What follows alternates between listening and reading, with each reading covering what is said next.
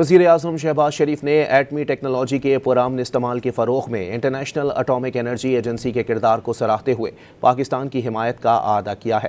پاکستان اور international atomic agency کے درمیان کینسر کی تشخیص اور علاج کے لیے مفاہمتی یادداشت پر دستخط ہو گئے۔ تفصیلات اس رپورٹ میں۔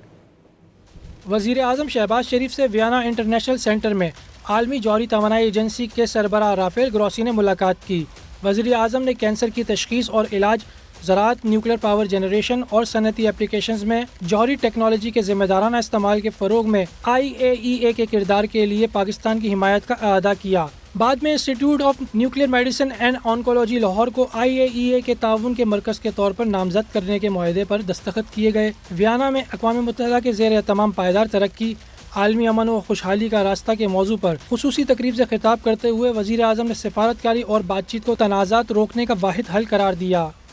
Pakistan has consistently advocated dialogue, diplomacy and multilateralism as the only viable means to resolve disputes and prevent conflict. This is despite the fact that we are often faced by aggression, violation of UNSC resolutions and violation of vital treaties. Now, more than ever, the United Nations must be reinforced. وزیر اعظم شہباز شریف کے دورہ Austria کا مشترکہ اعلامیہ بھی جاری کر دیا گیا۔